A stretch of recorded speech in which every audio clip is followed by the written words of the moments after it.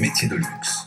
Philippe Bismuth, bonjour. Bonjour. Alors, vous êtes à la tête de l'atelier d'encadrement Sylvain Roland, donc qui fait évidemment des encadrements comme son nom l'indique. Quel a été votre parcours? Qu'est-ce qui vous a amené jusque-là? Écoutez, moi je ne suis pas encadreur à la base. Je suis marchand de tableaux, expert en tableau moderne. J'ai eu une formation d'historien de l'art. J'ai fait l'école du Louvre et j'ai aussi une formation de muséologie. Donc j'ai un parcours jusqu'à l'année dernière qui a été, et qui continue d'ailleurs, mais qui est complètement différent. J'ai beaucoup utilisé des encadreurs. En fait, c'est un métier que je côtoie depuis l'enfance parce que mes parents adoraient la peinture et ont toujours fait appel à des encadreurs. Donc je peux dire en quelque sorte que j'ai pratiquement 50 ans d'expérience dans l'encadrement, mais je n'en ai jamais fait moi-même et je ne suis pas un technicien du cadre. Voilà. Et qu'est-ce qui vous a amené alors jusqu'à l'année dernière à peu près à reprendre cet atelier Sylvain Roland? C'est le destin. Sylvain Roland, qui était un homme que j'aimais beaucoup, qui était l'encadreur privilégié de la Galerie des Modernes, donc, qui est ma galerie, malheureusement est décédé brutalement. Il avait 56 ans et tout à coup il a fallu prendre une décision, soit fermer l'atelier, soit trouver un repreneur. Personne ne s'est vraiment présenté et c'est avec mon associé Vincent Amiot, nous nous sommes dit tiens, pourquoi on ne reprendrait pas cet atelier qui fonctionnait très bien. Nous avons repris donc l'atelier avec tous ses employés. Donc il y a 2 encadreurs professionnels et une doreuse. Donc voilà, nous avons repris l'équipe et nous continuons avec l'idée au départ qu'on n'est jamais aussi bien servi que par soi-même. Donc Bien sûr. nous avons notre propre encadreur et bien sûr nous faisons profiter nos clients et les clients de l'atelier de notre propre expérience, de notre connaissance de la peinture, de notre connaissance du cadre et des techniques de conservation qui sont très importantes pour un encadreur. Est-ce que c'était aussi une façon de sauvegarder un certain savoir-faire? Bien sûr, moi je suis très attaché à l'artisanat et notamment en ce qui concerne l'encadrement, je suis particulièrement intéressé par la dorure. Il faut savoir que quand j'ai fait l'école du Louvre, mon cours de technique, pas mon mémoire, mais mon sujet d'examen en technique, c'était la dorure. Donc c'est un domaine que je connais assez bien, que j'apprécie. Donc je suis ravi de pouvoir présenter des cadres faits dans la tradition de l'artisanat français, du grand goût. Justement, c'est quoi la dorure à la française alors? Ah, la dorure à la française, c'est un procédé qui est connu depuis l'Antiquité, mais qui a été vraiment remis au goût du jour et perfectionné donc à l'époque de la fin du XVIIe siècle et surtout du XVIIIe siècle, où on a complètement mis au point ce procédé qui est décrit dans l'encyclopédie. Et c'est un procédé extrêmement complexe qui réclame de nombreuses opérations.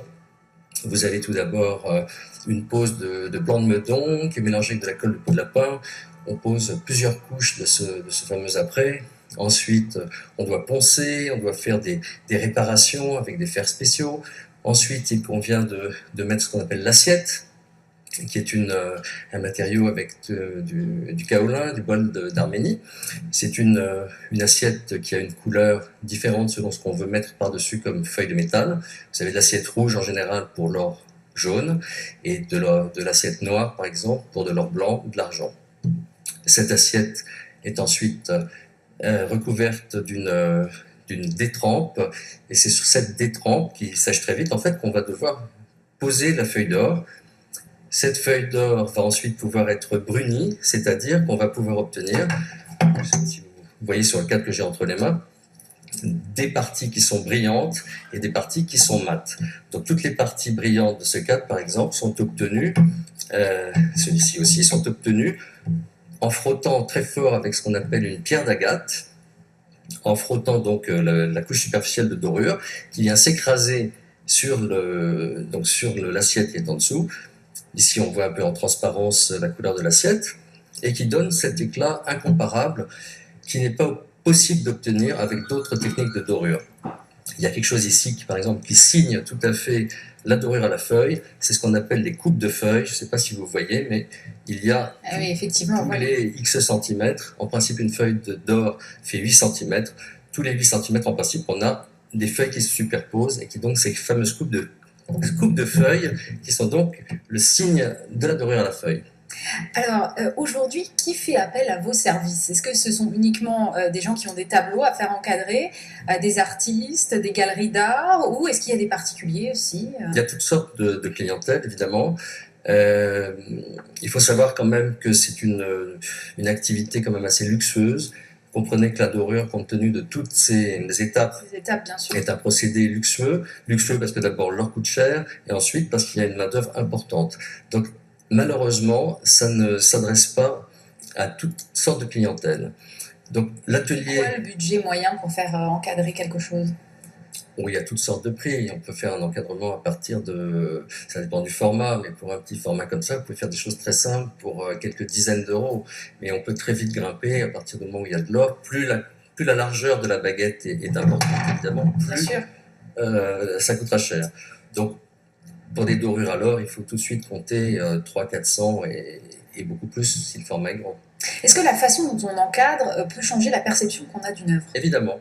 Moi, je pense que le cadre, si vous voulez, c'est un peu comme...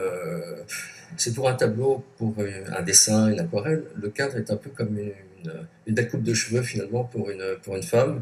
Il faut savoir habiller, mais sans en même temps nuire à la personnalité de l'œuvre. Mais en même temps, il faut la préciser, la mettre en valeur. Et c'est le rôle du cadre, c'est de mettre en beauté l'œuvre qui est à l'intérieur. C'est très différent pour un miroir, par exemple, où là, on peut mettre un cadre qui vit sa propre vie. Et les miroirs ont souvent des cadres très ornés. Pour les peintures, c'est différent. Je trouve qu'il faut souligner, mais tout en s'effaçant. Merci beaucoup Philippe Bismuth. Je rappelle que vous êtes donc à la tête de l'atelier d'encadrement Sylvain Roland. Merci beaucoup. Merci. Coup de luxe Paris.